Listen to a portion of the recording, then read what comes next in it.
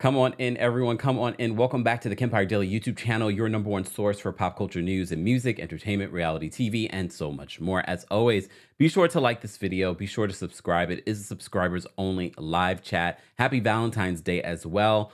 Shout out to our friends over in Michigan. 3 people were killed in Michigan State University overnight. Blessings to them. I don't know what this country is doing when it comes to gun control, but at this point, prayers to the families, friends, and everyone affected by the shooting that happened in Michigan State. We're going to get this Tuesday takeover started with, but please let me know where you're watching from. If you can hear me loud and clear, we're going to get into a countdown, and we're going to talk about Rihanna, the Super Bowl ratings. We're going to talk about some Below Deck. We're going to talk about the real friends of WeHo. Shut up, shut up, shut up, shut up, shut up, shut up. We're talking about it. There's only a couple more episodes left. We're going to talk about that. Let me know where you're watching from, guys. So let's get into this intro. Baby, won't you listen to me? I got that flavor.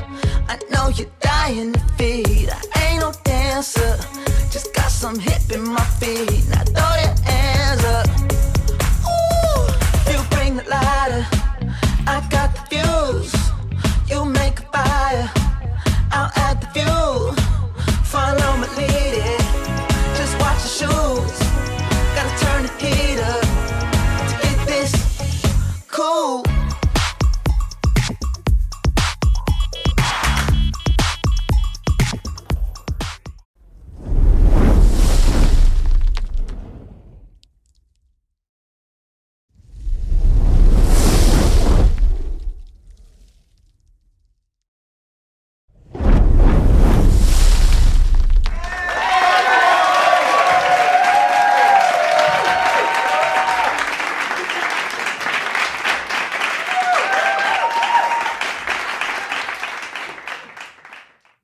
And we're back. If you only knew, I almost did not do Tuesday Takeover because on Sunday, a lot of the shows that we normally talk about on Tuesday Takeover were not happening.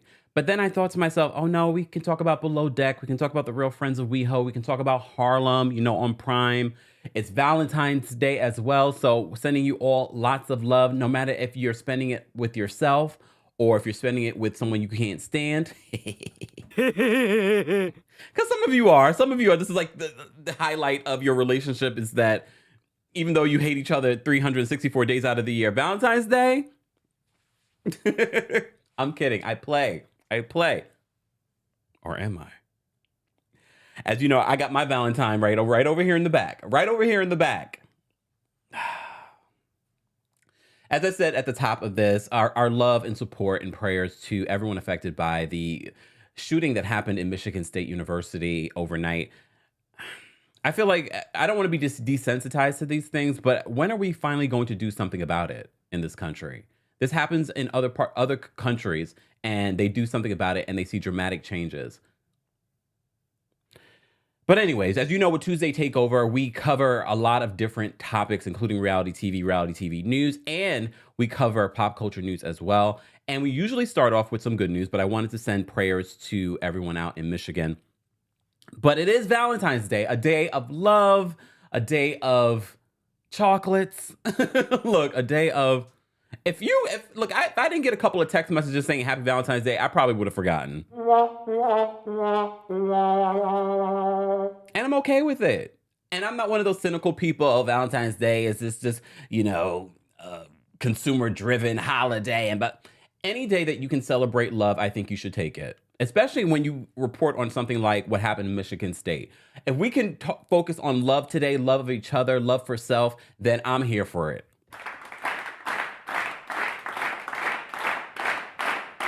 I haven't been burned by love that bad that I can't celebrate Valentine's Day.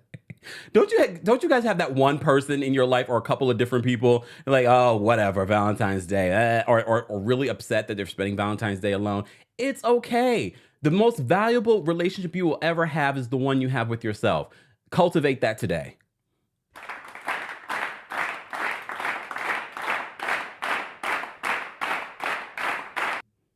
I hope I have a Valentine next year. No, I don't care. Look, All right. Happy Valentine's Day, guys. No matter if you're celebrating it with yourself or with someone else or with your friends. Shout out to the Valentine's Day crew. How'd that go? Look. All right. Playing. Can you take a joke? Take a joke. I'm not a comedian, but. All right. So we usually start off Tuesday Takeover with some good news. And I just want to say shout out to Tia Mowry. Shout out to Tia Mowry. Where's my picture of Tia? Look, Tia. Shout out to Tia Mowry. So Tia Mowry, as you know, is going through a divorce from Corey Hardrick. They were together for so long. Well, she recently posted on her Twitter that, she thinks love will find her one day. She said, "I know love will find me again." And I have to say, the first comment that I saw under it, it was the most, some of the things that people put out on the internet sometimes, I'm just like, really, people? If you have nothing nice to say, how about just don't say anything at all? Because what you write down, what you say, what you put out there, only hurts you, doesn't hurt Tia. So Tia, you will find love again. And I know people want to everyone wants to get to the bottom of why this relationship didn't work. Sometimes you just outgrow people. It doesn't necessarily have to mean anything really went wrong. Yes, we heard finances and this and that, and there's been all kinds of allegations of stuff. But sometimes you just outgrow someone. And that's okay. She says, "I know love will find me again." Tia, get off the internet. Get off the internet. I think some of these celebrities forget they're celebrities, and you can't just tweet anything that you want out there. Even though this is a beautiful tweet, what I'm just saying is that people are going to have all kinds of think pieces now. What does she mean by this? Didn't she decide on this divorce? Didn't she ruin her marriage? And that's a text you send to your sister or to one of your best girlfriends. "I know love will find me again." It will, Tia. I'm rooting for you. Look, she's beautiful. And I feel like she has a beautiful spirit. I like the Mowry sisters or Mowry sisters. I don't know how to pronounce their names. Whatever. Everyone look, that's the other thing. When I do what I do, you guys always critique every single thing that I say and do. Not on this Valentine's Day. It's a day of love. Leave me alone. Leave me alone. No, I'm kidding. Look, I barely don't even read the comments because I already know there'll be a lot of love, but then there'll be that one person. "Oh, you said that wrong," or "That's incorrect." Well, one of the things that I tweeted yesterday, there's a lot of people out here in these streets loud and wrong every day. And y'all be like, yay. All right, this is supposed to be the good news section. So Tia Mowry's ready for love. Good for you, girl. I just want to say shout out to Bad Bunny. Segue, Kempire, segue.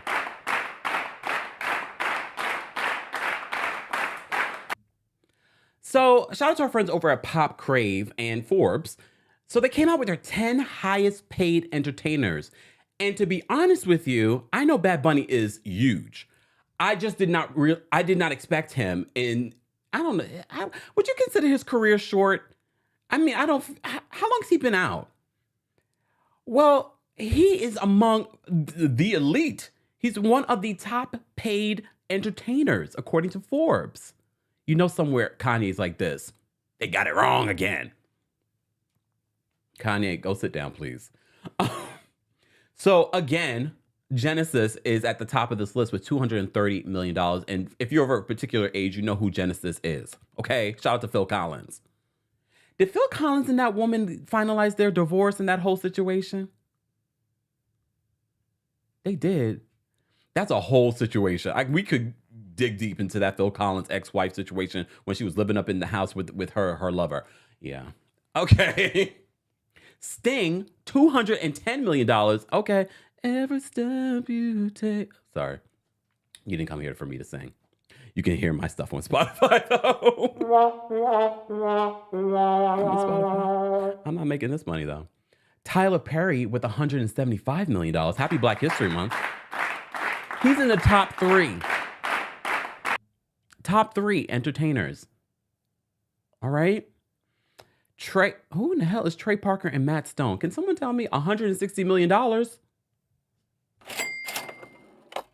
James L. Brooks and Matt Groening, 105 million. These two, 4 and 5. I have no idea, and I could have Googled schmoogled, but I didn't. You guys will let me know in the comment section in the live chat who these people are. I have no idea, which is okay. Good for them. They don't care. They don't know me either. Brad Pitt, $100 million. He's looking even cuter than ever. Every time someone mentions Brad Pitt, I think of Brad Pitt was it the Golden Globes where he was front and center and everybody kept on mentioning him and he had this sparkle in his eye. He looked so refreshed. There was a period where Brad was starting to lose his luster, but now he's aged so well and he has like the sparkle in his eye. Is it because he got away from that woman?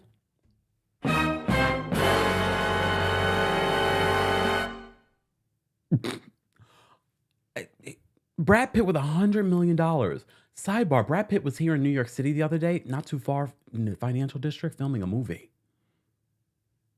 They're always filming around here. Just saying. I love New Yorkers. We're just like, they're always filming. New Yorkers don't get that excited about celebrities like that. We see celebrities all the time. Oh, thank you, Juanita. Juanita says that Trey Parker and Matt Stone do South Park. They made that kind of coin?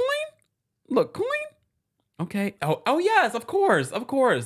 Matt Groening is the Simpsons creator. Oh, I knew that name looked familiar. All right. Wow, who knew?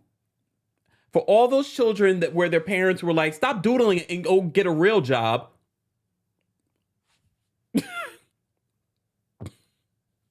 Mom, look at me now. Sidebar. I love it when you guys in the comment section say, go get a real job. The way I could stunt on you, but I don't, because I'm humble. I'm a tourist. Go get a real job. Okay. Ooh, wait till you see me on this list one day. Yay! Rolling Stones. We were just talking about the Rolling Stones. Who was it, Miss Esquire, talking about the Rolling Stones yesterday? Miss Esquire, look. Rolling Stones, $98 million. James Cameron, the creator of all your favorite movies, most recently the hugely successful Avatar movie. He's on this list too with $95 million. Honestly, I thought he would have been a lot higher. Just saying. But he's on the list. Taylor Swift, $92 million. See, this is why Taylor Swift can be at these Grammy Awards and not be bothered about not winning an award. She's like, I'm winning in every other way. $92 million, Taylor Swift. And she just announced her tour. I like Taylor Swift. I don't love all the music, but I like her as an artist because she just seems so, despite all of her success, she doesn't seem, how success can kind of go to people's heads? She doesn't seem that way. She dances for other artists. She's at these things having a good time. I like her energy. Maybe that's why she decided to move to New York. That energy meets her energy. All right? And yes, thank you so much for pointing that out, Las Vegas Divas of the Seas. I can't believe I said that really easily. She's the only woman in this top 10 list.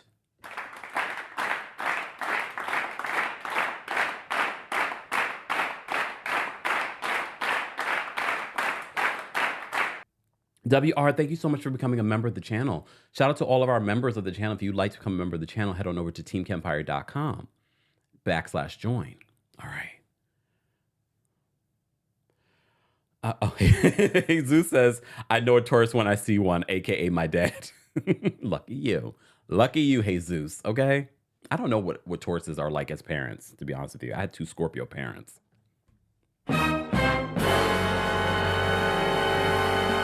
So Taylor Swift is the only woman on this list. Shout out to all the women in the world. Just saying. We'll talk during Below Deck. And Bad Bunny is at number 10. Remember we were talking about Bad Bunny possibly performing at the Super Bowl? I want to see it. I mean, I don't know the music. I'm going to be honest with you. He was at the Grammys. I was just like, I liked the performance, like what he was doing, but I was like, I don't know this song. Look, I don't know this song. And he's so young. I like Bad Bunny. Maybe I should get into the music. What song should I start with? Do I like him now because he's richer? Does he look sexier because he's richer? No, I'm not like that. I know some people are like that. Oh, he looks better because he has money. I'm not like that. I mean, look, as a tourist, we like finer things, but we get our finer things on our own. We don't rely on someone else to get it for us.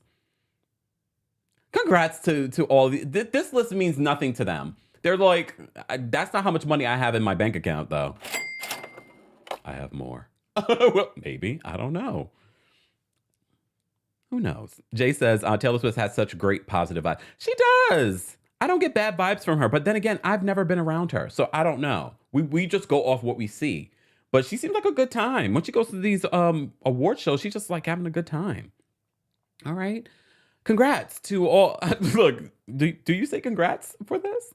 Okay, so yesterday we were talking about Rihanna. If you missed it, we had the breaking news on Sunday night. Be sure to check out that video. Then yesterday we unpacked all of the Rihanna situation, the meaning behind some of her looks, the songs. Shout out to everyone on TikTok correcting me. I was trying to tell a story about, the Andre Leon Talley tribute that she did, and then I mixed up diamonds and umbrella. Sorry, I'm imperfect. Look. You got me.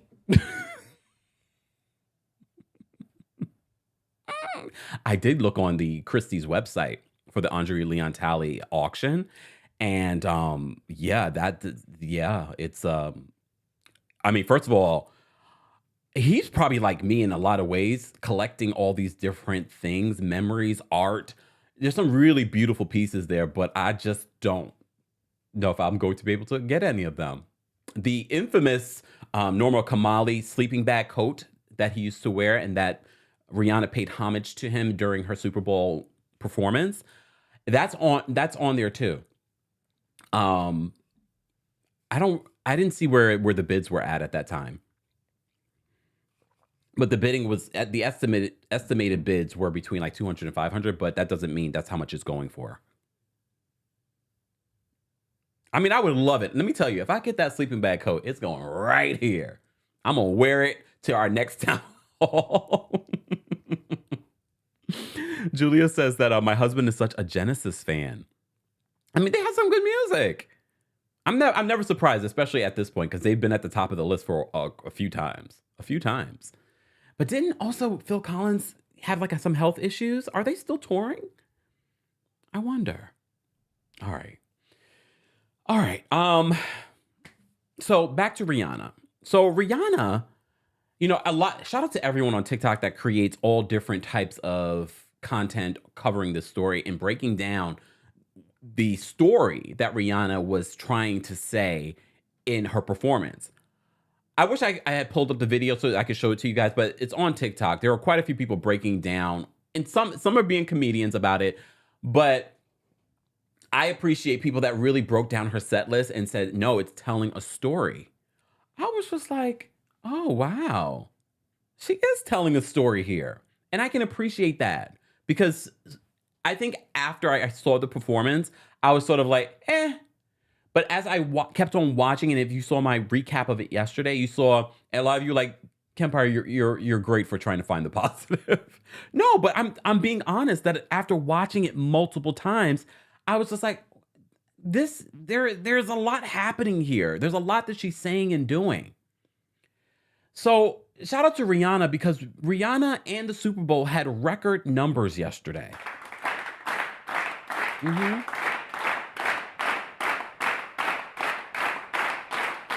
Okay, enough of that.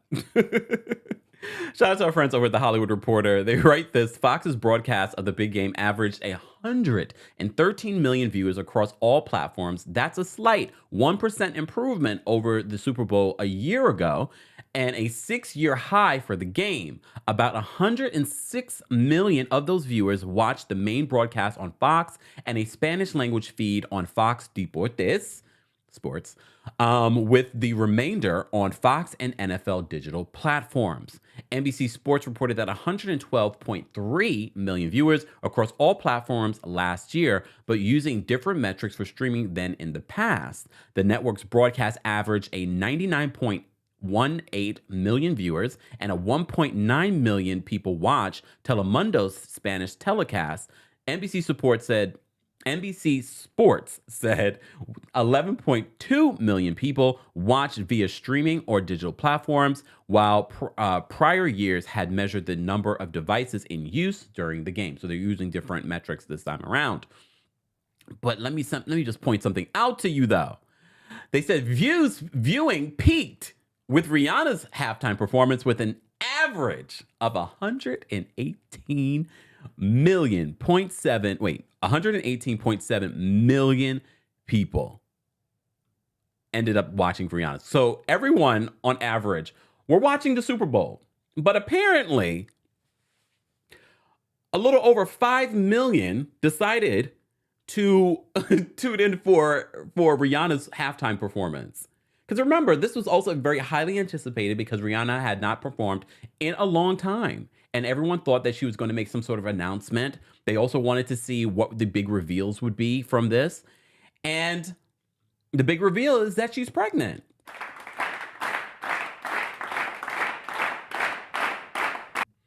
But 5 million people, 5 more million people tuned in for the halftime show than they did for the Super Bowl. But regardless, the Super Bowl, 113 million people are watching. Damn, y'all love football, huh? Should I start watching the sports? Should I start reporting on sports? Nope. No. Why would I do that? Why? Okay. But congratulations to Rihanna. That's incredible because Rihanna, because 118 million people were watching her performance, no matter how you felt about it, it helped her streams as well. So our friends over at Pop Crave report this. It says the streams of Rihanna's music spiked more than 640% on US Spotify after her Super Bowl halftime show. This is just on Spotify. They said her song Bitch Better Have My Money increased more than 2,600%. They said that Diamonds, which I got wrong when I was reporting on the Andre Leon Talley thing. Look, I can point out when I get things wrong. Look at it. What? Diamonds increased by more than 1,400%. Rude Boy increased by more than 1,170%. We Found Love, which I love, increased by more than 1,160%.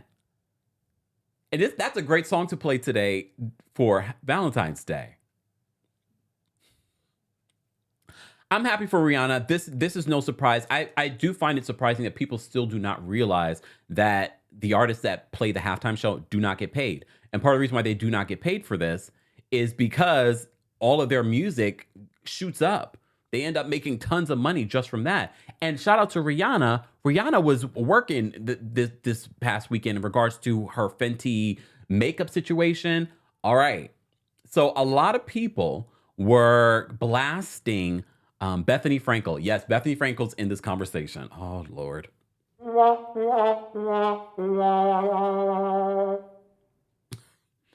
Bethan Frankel took to her social media to weigh in on Rihanna's performance, but she also talks about the business side of what Rihanna was doing over the weekend. Take a look at what she said. So my take is a few things. One, I saw her years ago at the Barclays Center perform during the same month or the same time period that Pink performed. And I love Rihanna and I love her songs and I love her vibe and her fashion and her energy, but she was much less inspired than Pink, like as a performer. It wasn't even comparable. Pink was like just so incredibly passionate. And people are saying, well, Rihanna was pregnant, which does make a lot of sense. But Rihanna was also touching up her face with her makeup, and her whole entire makeup brand flew and paid for all these influencers to go to the Super Bowl, and they had their own Super Bowl. So it feels like part of her deal was probably to get all these influencers taken care of. The Super Bowl doesn't pay people, doesn't pay talent, and it costs a lot of money to do it. And Rihanna's big money maker in her life and career is Fenty. So she's touching herself up during the performance. She's bringing the influencers there. They're going to do hundreds of millions of dollars in sales as a result of that trip. So I think the Super Bowl overall was a win for Rihanna, whether her performance was amazing or not. She won the Super Bowl. So why are you talking? No. Look, Oh, Bethany is always weighing in lately on all these pop culture things. Bethany, do you still want to get your talk show that was canceled? You remember what Omarosa said? That sticks. No matter how you feel about Omarosa, the way that Omarosa read her down, that always sticks in my mind. That lives in my head rent free. Okay. If you missed it, Google Schmoogle. It's on YouTube. Omarosa on the Bethany now canceled daytime talk show. The part of that conversation that stood out to me the most, it had nothing to do with Bethany's critique of Rihanna's performance. Whatever, everyone has their feelings about her performance. What stood out to me was the business side. And I was like, well, I never thought about the Fenty situation that she had going on over the weekend for Super Bowl Sunday. Congratulations, Rihanna. That was smart. She's right. That was free advertisement. Free advertisement. And it's not like she really needed it, but it was smart. And I wonder how she got them to do it. It's Rihanna. And also, we have to remember the halftime show is produced by her record label, Roc Nation. All right? So I think that a lot of people have opinions on what Bethany has to say, but Bethany has a lot of opinions lately. And it always seems to be directed. Never mind. You can finish that sentence. All right, guys, if you're just joining us, this is our Tuesday Takeover. We cover a variety of different topics. We were just talking about Rihanna's ratings bonanza that she had over the Super Bowl. 5 more million people tuned in for her halftime show than they did for the actual Super Bowl. People are still weighing in and sharing their thoughts on the performance. Shout out to the people that keep saying, she's a part of the Illuminati. I tweeted this yesterday. I said, I feel as if everyone that loves to call out the celebrities and these people for being a part of the Illuminati, I think you are a part of the Illuminati. Because you know a little too much. Look, you know a little too much about the Illuminati.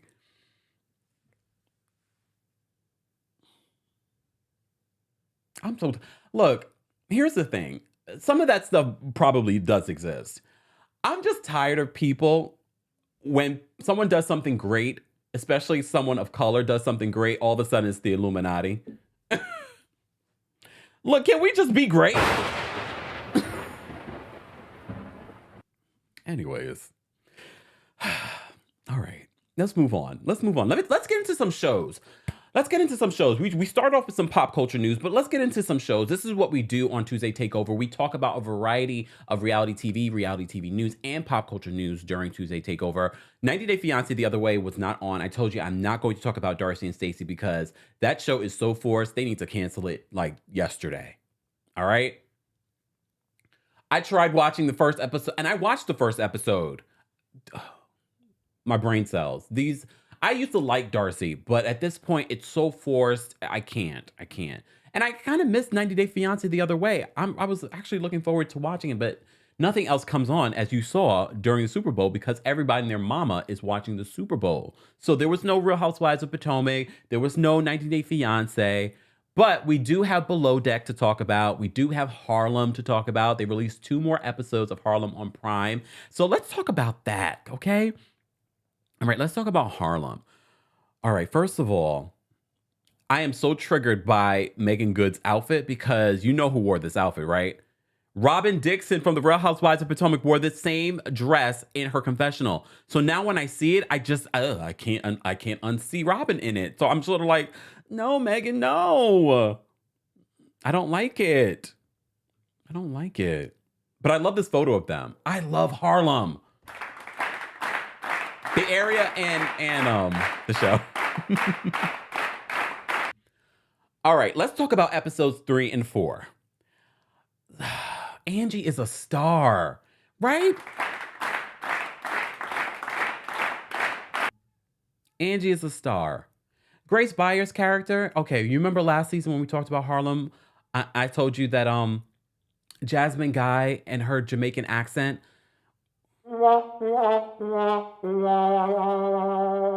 So Rick Fox is also playing Grace Byers' father, which I'm sort of like, how old is Rick Fox? But even Rick Fox's Jamaican accent is far better than Jasmine Guy's. is far better. I was sort of like, what is happening here? Oh, okay. We'll get there. We'll get there. So in episode 3, I found this to be interesting. I don't know about you guys. First of all, I love me some Tyler, whatever his last name is. Camille, Megan Good's love interest in this show. I can't remember all the names. It is what it is. But Tyler Lepley, who's on P-Valley and a bunch of other things. Yummy. Happy Valentine's Day. He's 53? Oh, okay. He looks good, Rick Fox. He looks good. But we'll get there. So part of me is sort of like, maybe it's too soon for them to be in a full-on relationship. I kind of want them to kind of find their way back to each other, which is what they're doing in episode 3, because now they're having sex for the first time, and now they haven't been together in such a long time. They're trying, where did you learn that? You're doing this. And then I said in my head, I wonder if this happened with J-Lo and Ben Affleck. I wonder if they sort of like, we haven't been together in over a decade. Did you bring new tricks into the bedroom? I'm wondering, like, the nosy part of me. Because that is a conversation that happens on episode 3 of Harlem. They're doing all kinds of different things to the point where she's like, maybe we need to do some of these edibles. And then they do the whole edible conversation. And then her was it Nuva ring? Whatever. Thing to help prevent pregnancy. So she that drops out. So she gets worried that she's pregnant, which leads her and her friend to go to the gynecologist, which I thought was great because then he, especially because just the other day we were talking about fibroids and Black women and their what's the word, gynecological health. There we go. So I thought that scene was so, although not what people probably would think it is, it said so much in that moment and brought so much knowledge in that moment. I love that. I loved seeing that. But we come to find out that Camille, Megan Good's character, she's not able to probably have children. So she went from being worried about being pregnant to, I might not be able to have children, which is the total opposite for her friend who doesn't want to have kids. Sidebar. I know, first, look, I can't remember her name. You guys will remind me in the chat. The tech CEO, the friend, Camille's friend. I don't know why I can't remember their names today. It is what it is. You know what I do love about the Prime? Look, they're not paying me, but they should. Amazon. You know what I love about the app? When I don't remember someone's name, all I have to do is swipe down and it tells you the character's name and the real actor in that scene. I love that, especially if it's a scene of someone you don't know. And you're like, who's this actor? I'm surprised more of these other apps haven't done that. Maybe it's copywritten or trademarked by Amazon in their technology. But I thought that was cool. Ty, thank you. You know what I was thinking? I was thinking about her real name on the show. That's not Ty. Thank you. Thank you, Danny. So I kind of wish I understand that these archetypes that we're seeing, very much what we've seen on Sex and the City, this is the roles that they're playing on this show. But I kind of wish that we weren't so focused on her being sort of like this F-boy energy that we get from her. I kind of wish we saw both. We saw her being this tech CEO and also this woman trying to navigate her relationships. At one point, she's hanging out with her lesbian friends, and she's like, I want to watch you guys in the wild. And she realizes, and I'm sure a lot of you could relate to their relationship. Their relationship is like, we're testing out soups, and we're just chilling, and we're cleaning. Like, that's the everyday part of being in a relationship. Not every day is going to be exciting, Ty. Not every day is going to be exciting. But that is the energy that we're getting so far from this season for Ty's storyline. She's fighting her soon-to-be ex-husband because he's trying to take half of everything. I like her, though. I like her on the show. I like because she is so herself. Every person here is so themselves. And I love that. All right. Grace Byers, who we know and love from Empire. Her character, she's very much like a Charlotte archetype. So I didn't love this for her because let's be honest, especially Black women. If you get the opportunity to be in Vogue 73 questions, no matter what's going on in your life, if you went through a breakup, if you lost your job, you're going to pull it together for Vogue and the 73 questions. You're not going to fall apart. I get it though, for TV, we have to see that self-reflection in that moment for her to be like, am I happy? Am I unhappy? Because, she's trying to figure out, is she gay? Is she straight? Is she bisexual? She doesn't know. Her mom is still trying to set her up with that terrible accent. Jasmine Guy. Look, I'm happy you're working, Jasmine, but that accent is terrible. I would just rather you speak regular. Look regular. There are plenty of Jamaicans that don't use their accent when they're here, and they only use it amongst their family. I have to say Grace Byers' accent, but she's really Caribbean in real life. Her accent is so natural. So it really stands out when she's speaking to Jasmine Guy's character, her mom. I'm just like, I don't like it. I don't like it at all. It's very uncomfortable. And I love Whitley, aka Jasmine Guy. But let's be honest, Black women, at the end of the day, if you had this big opportunity, never mind if it's Vogue or 73 Questions with Vogue, it's some major opportunity. No matter what's going on in your life, you pull it together and you get it done. But I get in this moment, we're supposed to see her have this self-realization that she's not happy, that that she's actually very unhappy. But you are not going to cancel that shoot. Let's be honest. Are you canceling that shoot, 73 Questions with Vogue? No. Oh yeah, she did. Grace Byers did just have a baby. She looks great. I like her character. To me, she plays her character well. They all play their characters well. But my favorite character is Angie.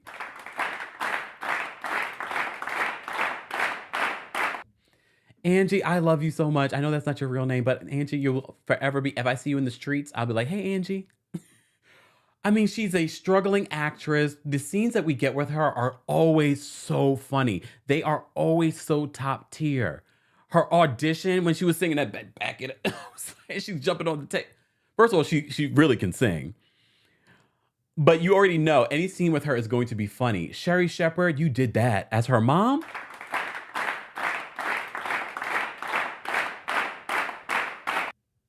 Look, Sherry Shepherd is always working. Sherry Shepherd has so many different parts, and she has a daytime talk show. I don't know how she does it, but she of course filmed this before this new season of her daytime talk show.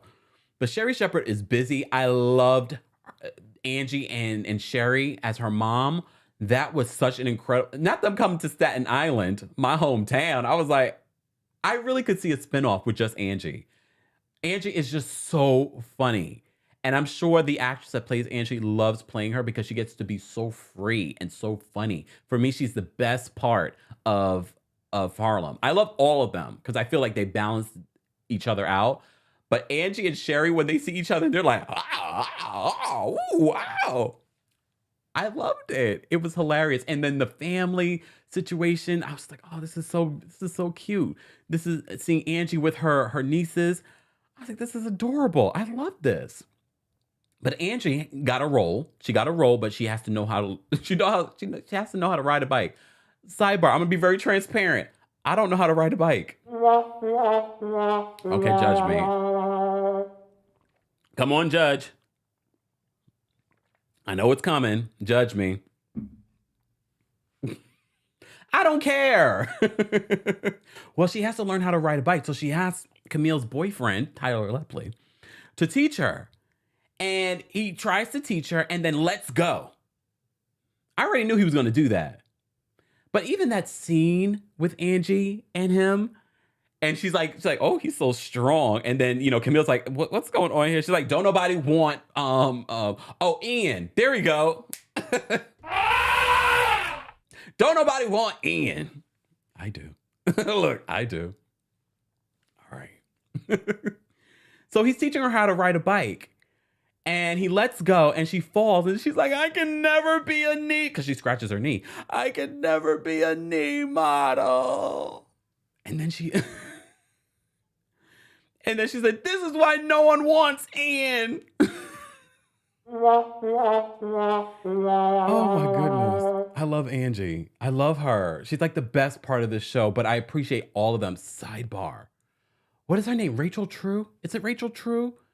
The flower, what you call it? The flower shop owner. Isn't she like 50 something years old? She looks great. I feel like there's going to be something that happens between Ty and Rachel True's character. I really feel like that. I just get a vibe because every time like, why do you keep? You really went there with your chewed up plant, thinking you're going to get a refund, Ty.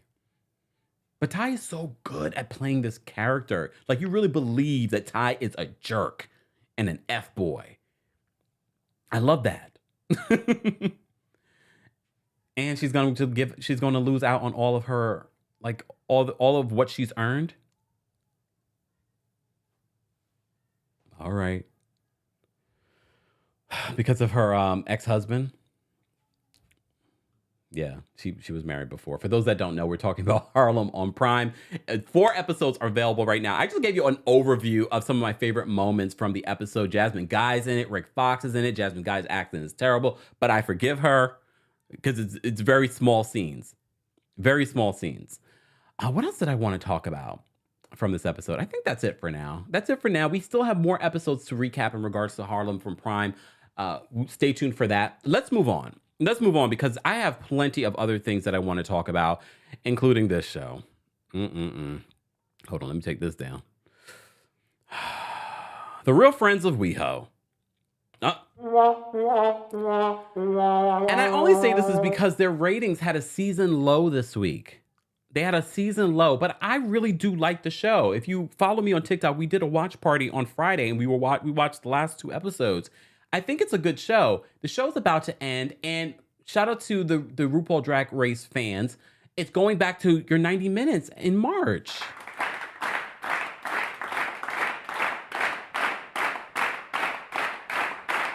You won. Ty was not Ty. Todrick was wrong. Remember, Todrick said that it's not going back to 90 minutes after his show is over. But he was wrong. It is going back to 90 minutes, but I think that's also public pressure. Okay? But I have to say this. I had such a 180 when it comes to this cast this week because I did not expect to feel the way that I feel this week about James. So James and Joey got into it this week. And look, James was not the best host when he was hosting it was a business situation, but he also invited the cast to the situation, but he made them feel like they were not guests. James showed a whole other side to himself, but then after how I feel about, what's his name? Jonathan Bennett. Remember I told you I wasn't feeling him? Now it makes sense why they're together. The way that James was trying to gaslight Joey, and look, Joey's not perfect, and I do think that Joey is trying to use this opportunity to elevate what he does as an influencer, which you're on a major platform, why not? But the hamster wheel of a conversation that they were having, I was like, really? Oh, you guys don't know who James is? Look, hold on. James is in the blue suit all the way in the back, the dark blue suit. Okay. And he's married to Jonathan Bennett, the actor from Mean Girls. Okay. Brad is always, I love Brad still this week, but even Brad was mad at James and he called him out during that dinner. Just like, well, you could do better. But for me, the reason why people should be watching The Real Friends of WeHo is because of Curtis's story. He's freshly out of the closet. He has this struggle with his family. I love the conversation that Todrick had with his mom. I kind of wish that his mom did come to Palm Springs so that she could have been around and had a conversation with Curtis. To me, that would have been a beautiful scene. But Todrick's conversation with his mother and her, coming to terms with his sexuality, I thought that was a beautiful moment too, no matter how you feel about Todrick. But I really would have loved to see her have a conversation with Curtis so that they could have that, real conversation about, what his family must be going through in regards to his sexuality. But I've said this before and I'll say it again. I feel like Curtis is holding on to his family and representing for his family way too much. Way too much. But as I said to you before, the Real Friends of WeHo, this past week's episode had their lowest ratings ever for this. Well, it's only been like 4 episodes, but people are really not checked in for it. But I said, Curtis's story alone is a reason to watch. And to be honest with you, the real villain of this situation is Dorian, all the way in the back, the bald man all the way in the back. All right. For me, he's the real villain. The real villain. He's not a nice person. And he really thinks very highly of himself. And I think people should feel highly of themselves. But he feels like he's above everyone. But he and Joey have a conversation this past week's episode to squash their beef. And I said before, I do feel like Joey, I'm a Joey, 90 Day Fiance. Joey overreacted, but Joey apologizes and they make good. But in his confessional, Dorian's just like, yeah, whatever. Like, really? All right. But for me, this week's episode really was about James and his issues with Joey and his issues with the group. His issues were so big that he decided not to even come to support Todrick at the Pride festivities. So, James, was it that bad? He at one point referred to Joey with his gay gangsta hands or something like that. He even at the dinner at the top of this episode calls out Joey and says, "You're just doing this for TV. You want to be the star of this show."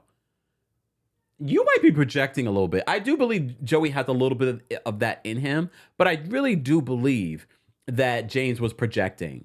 And I did not expect to see this side of James on this show. And I was just like, whoa, like I did a whole, what is going on here? And he really retold that story. He reimagined that story to his friend when he retold the story. And when he called Brad aggressive. And they replayed Brad in that situation, and Brad was clearly not aggressive towards James.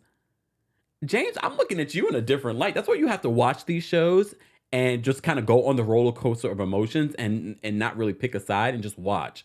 Because I loved James in the beginning and his Southern accent. But now I'm like, James, what is going on? And you couldn't even show up for Todrick? That says more about you. That says more about you. They Love Shah says he looks like Lex Luthor. Dorian, yeah. Let me say thank you, guys. We had a couple of super chats. I want to say thank you. Foxy, thank you so much for the super chat. Foxy says love to everybody in the chat. Happy Valentine's Day to you, Foxy. Foxy's watching from Sweden, right, Foxy? In my opinion, thank you so much for the super chat. In my opinion, says Kempire, happy Valentine's Day to you. Happy Valentine's Day to everyone. Live life and be blessed. You too, in my opinion. Thank you so much for the super chat. All right. And Julie, thank you so much for the super chat. Julie says, need to be part of the replay crew, but as a Taurus parent, I was in their business all the time and stubborn to get my way. Rihanna is a 5.5, looked tired. Okay. Thank you so much for the super chat, Julie. It's me, MK. Thank you so much for the super chat. MK says, not me tuning in halfway through the stream and Bethany's criticizing another black woman. Dang, it's Black History Month. Let us live. It is Black History Month, guys.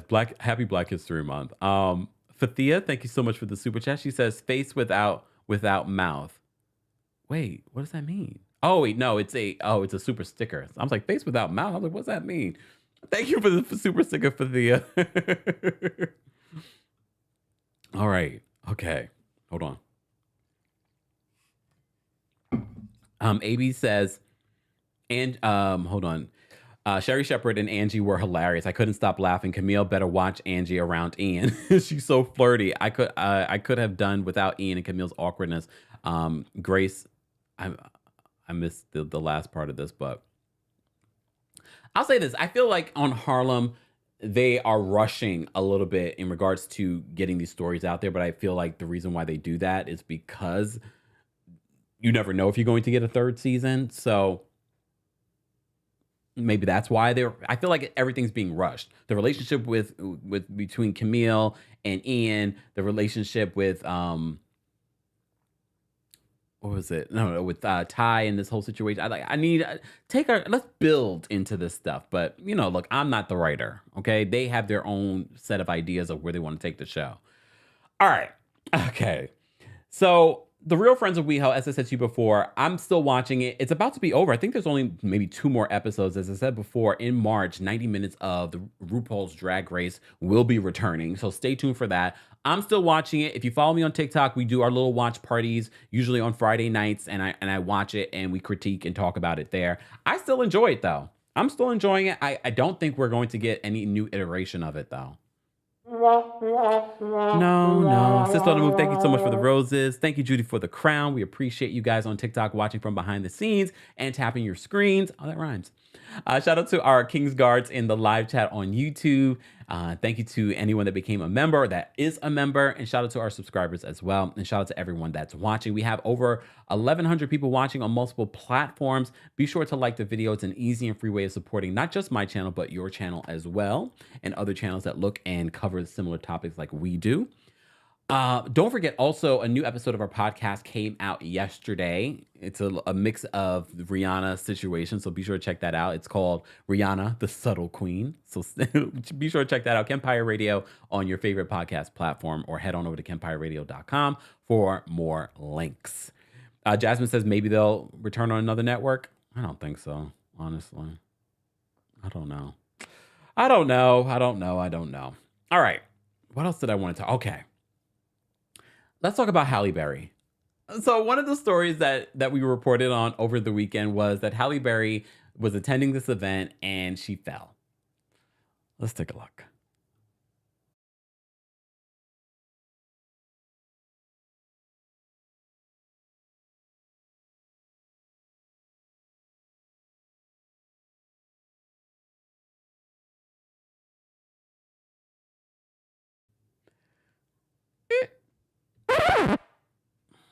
She posted that video. Halle Berry posted that video of her tripping and falling. I'm trying to figure out what happened in that video. Because it wasn't like it was plenty of steps. I don't know if she tripped over her foot. I mean, you could fall any day. But what it reminded me of is how much we miss Wendy Williams and her fall of shame. Remember her wall that she had of all the celebrities that fell publicly? She was the first one. Well, we have brought it back. All right? And Halle Berry, you're a part of Wendy Williams' fall of shame now.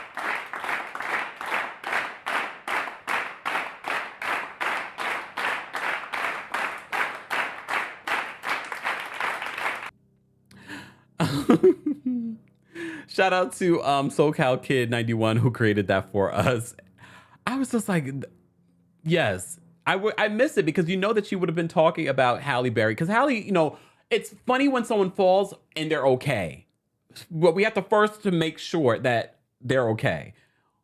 Halle posted this video of her falling. So I was like, this is okay for us to talk about and watch. So you can already see the long list of people that have fallen publicly. And we have video footage of it. So Halle's a part of that now. So I wanted to talk a little bit about it. All right, Halle. Glad you're okay. And when you fall at a certain age, just saying.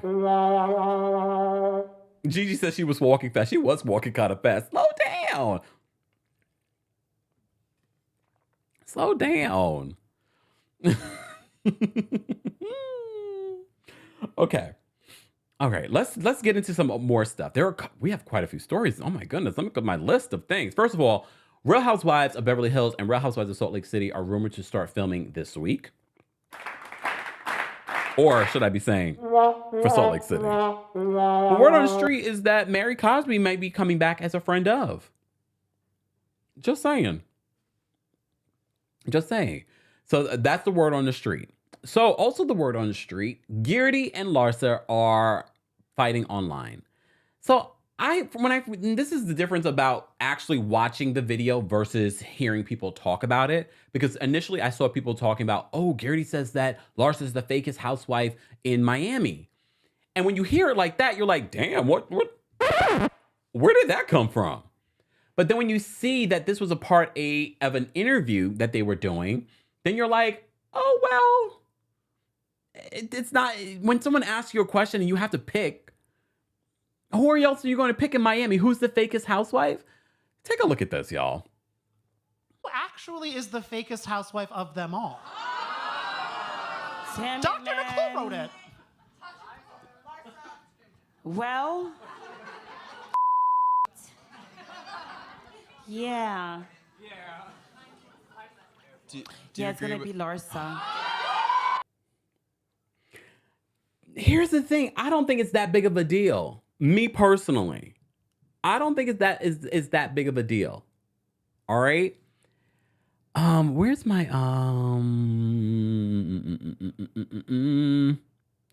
I know I put it up here. Hold on, y'all. So Larsa responds. Okay. All right. So Larsa responds and she says, hold on. Hold on. Ooh, that's not it. That's not the one thing I wanted. Hold on. I got to look at the response, y'all. I know I have the response here. Please hold.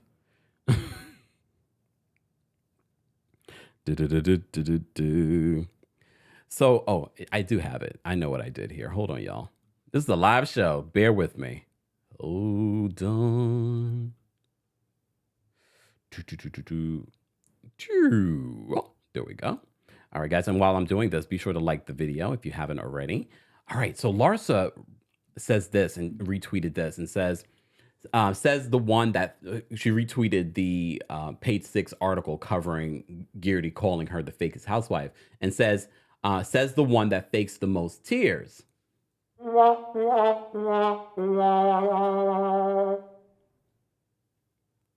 So there's already a beef brewing between Guerdy and Larsa. But here's the thing. When someone asks you a question like that and you really don't have any other options, however, she could have said it about Alexia, but I feel like her and Alexia have a real friendship. But when you think about the fakest, I have to say, Larsa, I would have probably chose you too. In Miami, from the booty to the lips to the personality, you are the fakest.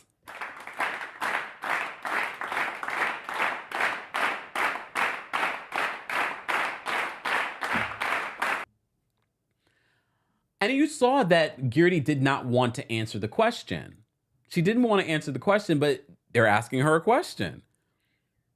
I didn't think it was that bad, but of course, Larsa does not like that, especially because everyone's talking about it. It became this big thing on social media.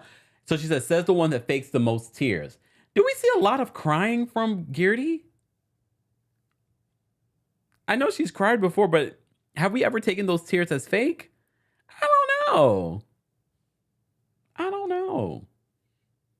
So is this going to be their season 6 of fighting? I don't know about that. K-Baby says, corny comeback. Miss Dogan says, body fake, she not fake. Her personality is a little fake, y'all. I like how she is a real friend to Lisa this season, but I really do believe like a lot of everything else that she gives us is very fake. Very fake. So to me, just saying. Dina says that Guerdy does fake cry. Really? All right. Maybe I just don't view it as fake, but everyone's perception is different. All right. We're going to move on because we have more Housewives news to get into. Guys, you're just joining us. This is our Tuesday takeover where we cover a variety of reality TV news. Over the weekend, we also had some big news. Teresa and Jacquline Loretta reunited. I don't even know what to play for that. This?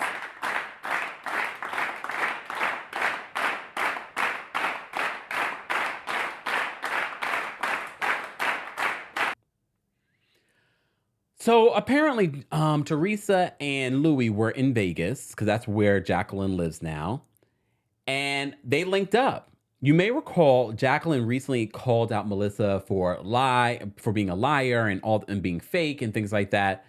So I wasn't completely shocked that these two reunited after really not seeing it for each other for years. So if you watch the Real Housewives of New Jersey, you saw their falling out play out on the show, and they used to be like tight, but they reunited, and I didn't realize that all of them were Tauruses. Did you? But the other thing that stood out to me was the fact that, Jacqueline has an autistic son, and so does Louis. So they bonded over that as well. And she commented this in the comments section. So Louis says, this weekend got a chance to meet this amazing guy, Chris Loretta, Chris looks good. Chris Loretta, he looks good. So he puts, what's the hashtag? Let go, let love. I can't with Louis. I can't with Louis. He says, we both have Nicholases. They both have sons, and I'm Nicholas. Hashtag love. And then Jacqueline wrote this. She says, it was such a pleasure meeting you. You are a kind, open, positive, caring person. I love how open you are to always learning, growing, and evolving. I respect that. You are living your best life. It's obvious how much you and Teresa love and adore each other. I'm so happy we connected and bonded over our beautiful Nicholases. Chris and I are looking forward to creating many new happy memories with you and Teresa in the future for Tauruses Unite. So a lot of you are speculating as if Jacqueline was coming back, unless she moves back to New Jersey. Remember, she's still very much in a good relationship with Caroline Manzo, her sister-in-law. I don't see Jacqueline moving back to New Jersey and being a part of the show. And then some of you are speculating, oh, maybe this will be the launch of Real Housewives of Las Vegas. Can't people just link up offline and just be that? I do believe that Teresa was being calculated with this, though, because as you know, her falling out with Joe and Melissa is playing out during the season. I told you, I really do not care to watch an entire season of them fighting again. I really do not care. Don't forget tonight, though, we have our watch party for the Real Housewives of New Jersey. It will probably be like around 9:30 p.m. Eastern. So that is 6:30 p.m. PST. 8:30 Central. So I don't see Jacqueline necessarily coming back. They did ask her to be a part of the last Ultimate Girls Trip in Morocco, but she couldn't find care for her son for that a period of time. So I don't know. I mean, I would love to see Jacqueline come back and see where she is in life, but I don't know. I really do feel as if this reunion, if we didn't have the recent Jacqueline coming out against Melissa on social media, then I probably would have felt differently if this happened at a different time. But it does feel very calculated, because why wouldn't they reunite a long time ago? Jacqueline hasn't been on the show in such a long time. It feels a little calculated, but some of you will say, well, it's because of Louis. Louis in her life now. Louis, made her go to therapy. Okay. Alrighty. Look, alrighty then. Okay, let's move on. What else did I want to talk about? Was that it? Oh no. Below Deck. Come on now.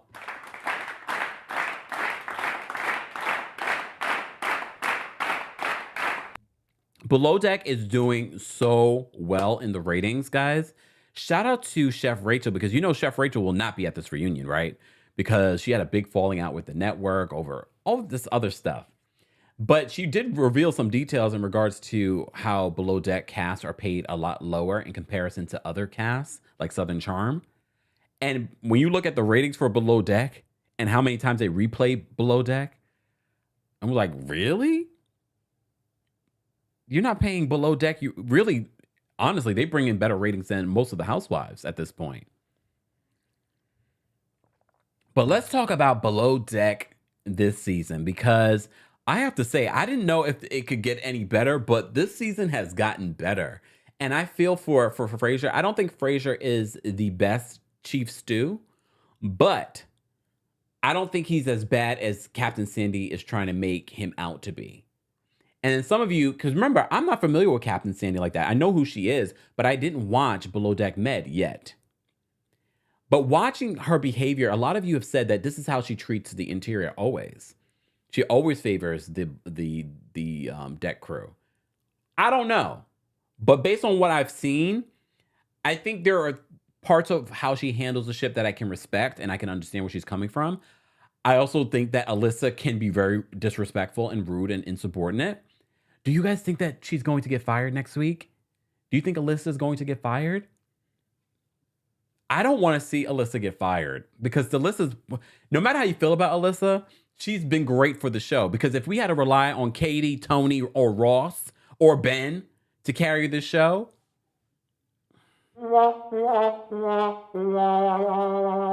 let's be honest. But I can also say that Alyssa, the way she spoke to Captain Sandy, could have been better.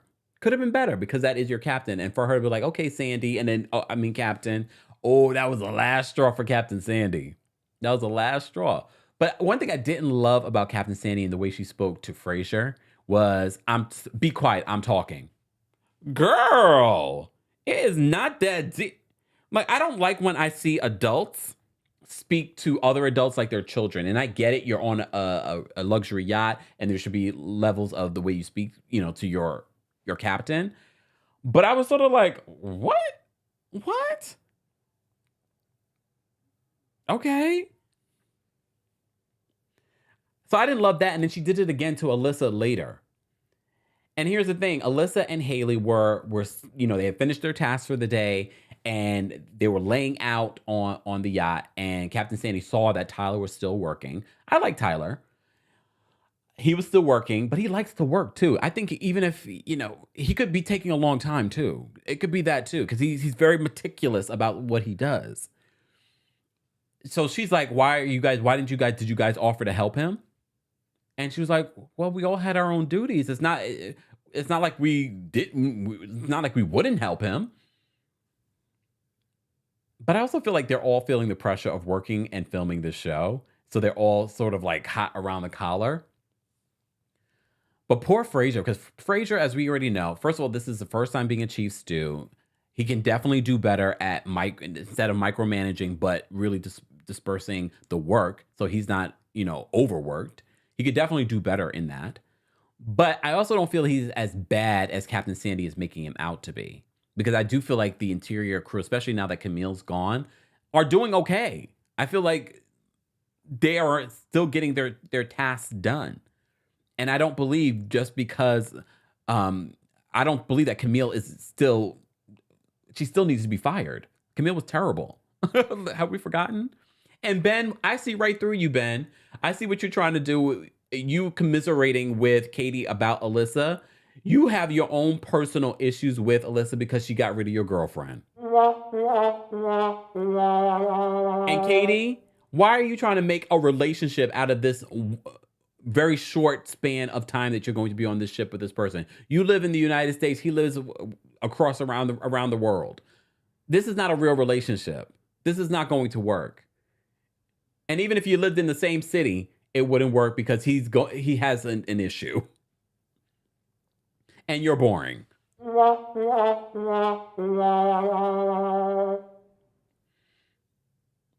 And Alyssa, keep doing your good job. Yay! Look, we have to remember we are filming a reality show. If we didn't have Alyssa, what would we be talking about? What would we be talking about? She is carrying this show on her dainty back. But she might get fired next week. Is she going to get fired? I hope she doesn't get fired. She should have went to Captain Sandy to apologize when she thought she should have, and then maybe she could have prevented it. But Captain Sandy was in that bridge commiserating about, how dare she call me Sandy? Okay. All right. Oh, Tony's there. I forgot Tony's there. Oh, first of all, Captain Sandy wanted to do this whole volleyball situation sort of as a team building activity. But why do they keep showing us Frasier's feet. Ew. So he's got a situation going on with his feet because they walk barefoot everywhere on that yacht. So he tells Captain Sandy he can't do this. And I agree with Captain Sandy that he should have informed her that he had some sort of injury because God forbid something happens. She needs to know. So I do agree with her with that. He should have let her know, but he probably just doesn't feel like he can come to her with anything at this point. So she's disappointed and she takes a dig at him in front of the entire team. She's like, well, I really did this activity for Frasier and his team. So there are constant digs that she's sending towards the interior. But I have to say, Alyssa, the way that you've been cussing and going on that yacht, she's like, the walls are thin. Yeah, because you're sitting there talking about her all the time and being derogatory. I love this season, though. It's a good season. How do you guys feel about this new season, season 10 of Below Deck? The other news that came out, I don't remember if we talked about this last week, but I'll mention it again. Captain Lee won't be returning next season. The new captain will be Captain Kerry that we saw on Below Deck Adventure. He'll be taking over.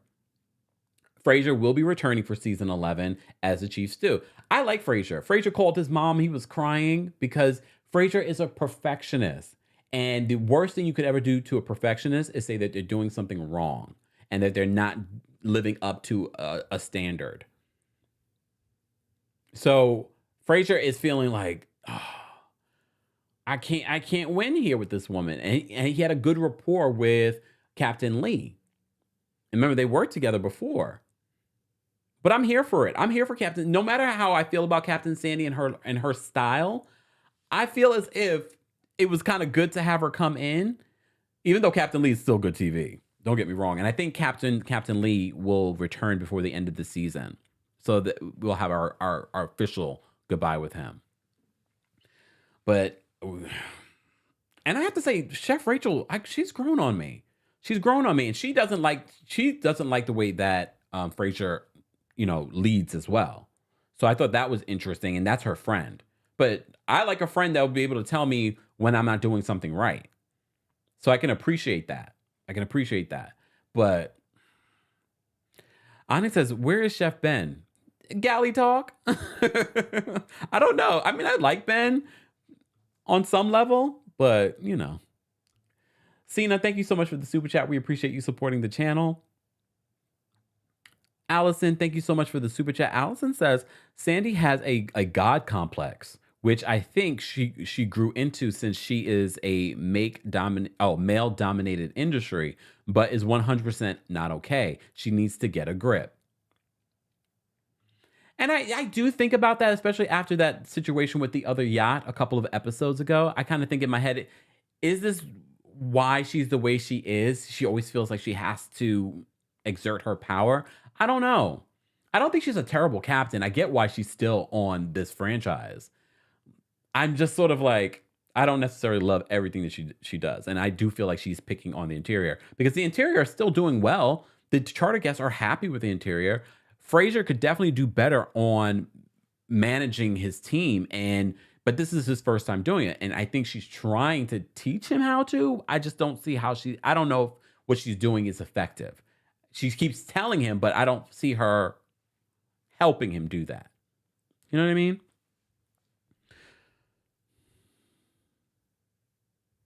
Yeah, Cena says that Chef Rachel took in that advice nicely. Yeah, but at the same time, we have to keep in mind, Chef Rachel's not managing people. It's one thing to tell someone else how to manage people, but no one's working under Chef Rachel.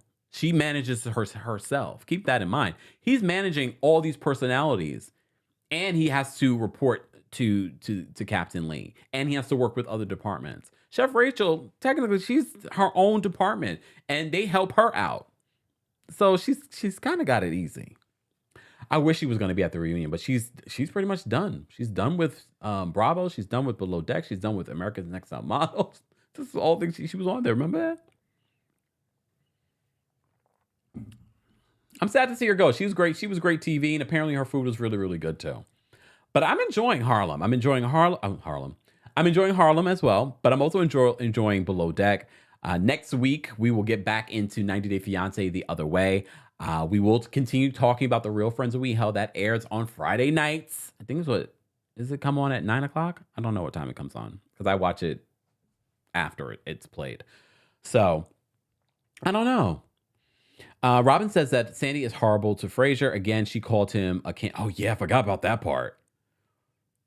This reunion is going to be interesting. Will both captains be at the reunion? I wonder. Yes, thank you, Diana. Shout out to my mods, guys. I couldn't do this without them. Diana says, timestamps for this video will be available in the description section. Thank you to Mama Ali for the timestamps. Yes, thank you. After the live, all right? Robin says, Rachel isn't asserting herself. Learned from Ben that the chef is the highest ranking crew member behind the captain. Yeah, but still, she's not managing people, so she can't really give advice on managing people because you don't have a team of people that you're managing. So it's easy to tell Frasier how to manage people when you're not doing it yourself. Oh, thank you so much, Theo. Theo says, Real Friends of WeHo comes on at 9 p.m. Eastern. So we will be talking about that next week along with 90 Day Fiance. What's there anything else that I want to talk about? Guys, we won't be taking callers today just because I don't feel up to it. And every once in a while, we're just going to do that. I don't feel up to it, but I will see you all in the next video, the next live. We have a live tomorrow for the Real Housewives of New Jersey. Tonight, we have our watch party at 9:30 p.m. Eastern, 6:30 p.m. PST, 8:30 Central, 8:30 p.m. Central. So stay tuned for that. Oh, Kay says that Sandy, I did hear about that. Sandy and Lee got into a Twitter war. Uh-oh. I'm sure that will be played out during the reunion then. I'm assuming both of them will be at the reunion. Hopefully. Maybe. Guys, let's get to 500 likes. We have over almost 1,200 people watching on multiple platforms. We appreciate you guys taking the time out. So tomorrow we have our Real Housewives of New Jersey recap at 1:30 p.m. Eastern. 1:30 p.m. Eastern. Hold on. I saw a comment. Oh, thank you, Sha, for the reminder. I did save that. Did I bring that here? Hold on, y'all. Yes, let me bring that up. Thank you, Sha. I do want to mention this before we go. Let me just bring this. So Tami Roman decided that she did not like Shamea from the Real Housewives of Atlanta. So the Real Housewives of Atlanta star or friend of Shamea Morton posted on her social media, best friends, Basketball Wives is returning. And so I had to bring us back down memory lane by highlighting some iconic moments. Share your favorites and tune in for the premiere returning on February 13th, only on VH1 #ad. So she's being paid to promote this. So Tami responded to her and says, bye, Shamea. Oh, no. Ooh. She says, girl, do not imply I'm coming back or use clips of me to advertise the new season of a show I'm not on. You can, however, talk about the Miss Pat show returning on February 23rd. Please and thank you. Now go away from me with this, Apollo. Oh my God. Well, Shamea responds and says, I'm sorry, sis. You're just one of my faves. And when talking about the most iconic moments of the show, I figured I'd highlight you. But yes, everybody go and support the Miss Pat show. Look,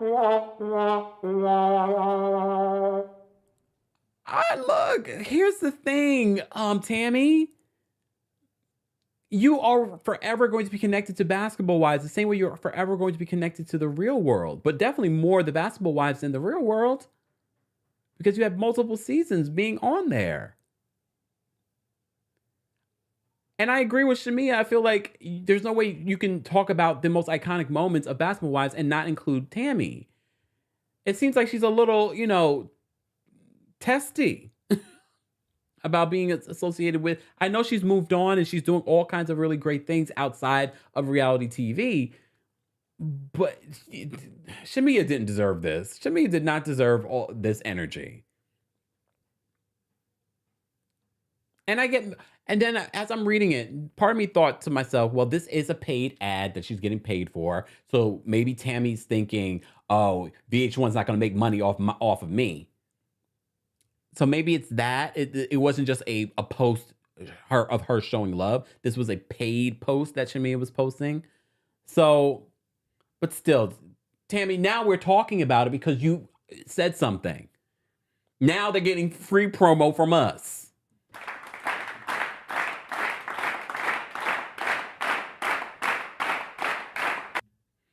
But if you watch Basketball Wives, this is very much Tami. This is very much Tami. You can't get away from it, Tami. You have the most iconic moments from Basketball Wives, but I get it. You've moved on. You are an actress. You're doing things. You don't want to even think about this show anymore. But Shamea didn't mean any harm. Poor Shamea, my Taurus sister. And thank you so much, Sha, for reminding me. I did have that on my to-dos to share with you guys. Oh, also, guys, I wanted to remind you, don't forget You is now out on Netflix. You know, that horror, I don't know, thriller show. This is season 4, part 1 is out on Netflix. So I'm going to get into that this week. I will see you guys tomorrow for our Real Housewives of New Jersey recap, and hopefully it will be something interesting to talk about. Thank you to my moderators. Thank you to our Team Kempire, Royal Court, and Senior Royals members of the channel. We appreciate you guys. Thank you to everyone watching on TikTok. Thank you to everyone that sent gifts, super chats. We appreciate you guys. We cannot do this without you. Hope you all have a wonderful rest of your Tuesday afternoon and Valentine's Day. Don't forget to love on yourself as well, guys. Let's get out of here with some music, and I'll see you guys later.